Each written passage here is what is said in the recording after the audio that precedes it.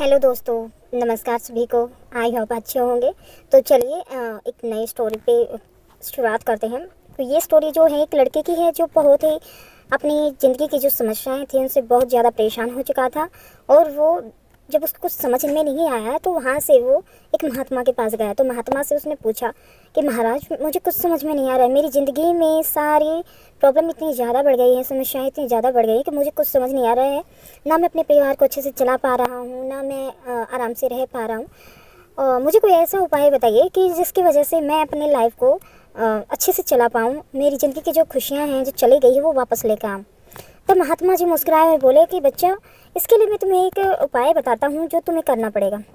और उपाय ये है कि एक हफ्ते तक तुम्हें एक चींटियों के घर के पास जाना है और हर रोज़ उनके घर को तोड़ना है बिना किसी चींटी को मारे हुए। तो उसको अजीब लगा कि महाराज ऐसा क्यों बोल रहे हैं, किसी और के घर को क्यों तोड़वा रहे हैं। लेकिन फिर भी वो दुखी तो था ही, उसको लगा कि कुछ ना कुछ तो उपाय ज़रूर होगा। तो वो बिना मन के अगले दिन उसने काम किया। वो चींटियों के घर के पास गया, वहाँ पे उसने देखा बहुत सारी चींटियाँ थी और उसने उन चींटियों के घर को तोड़ दिया पैर मार के। और उसको दुख बहुत हुआ। तो फ्रेंड्स, वो अपने घर आ गया। घर आने के बाद वो फिर परेशान होने लगा। लेकिन उसने जो महात्मा ने उसको बताया था वो हर रोज़ वो कर रहा था। अगले दिन फिर वो पहाड़ी पर गया तो वो क्या देखता है कि जो चींटियाँ थी उन्होंने अपने घर में भोजन इकट्ठा कर रखा था और अपना एक नया घर बना रखा था। उसको बहुत ज़्यादा हैरानी होती है, लेकिन फिर भी उसको वो काम तो करना ही था। तो उसने फिर से उनका घर तोड़ दिया और वो वहाँ से निकल आया। ये ऐसे ही चलता रहा। तीसरे दिन, चौथे दिन, पाँचवें दिन, छठे दिन ऐसे ही वो हर रोज़ जाता, उनके घर को तोड़ के आता और वो अगले दिन अपना घर फिर से बना लेती थी। और आखिरी दिन, सातवें दिन, जो वो गया पहाड़ी के ऊपर तो उसने देखा कि उन चींटियों ने थोड़ी सी दूर और घर बना रखा है। वो फिर से भोजन कर रही है, मतलब वो मेहनत कर रही हैं, बार बार अपना घर बना रही है, वो बार बार उनका घर तोड़ रहा है।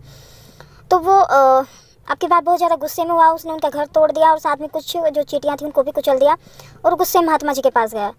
तो अगले दिन जैसे ही वो महात्मा के पास गया तो महात्मा से उसने कहा कि महात्मा जी, मैंने हर रोज़ उनका घर तोड़ा, लेकिन अब मैं उनका घर नहीं तोड़ पाऊँगा और मेरे मन में उनके लिए दया आ गई और मैं अब उनके घर नहीं जाऊँगा।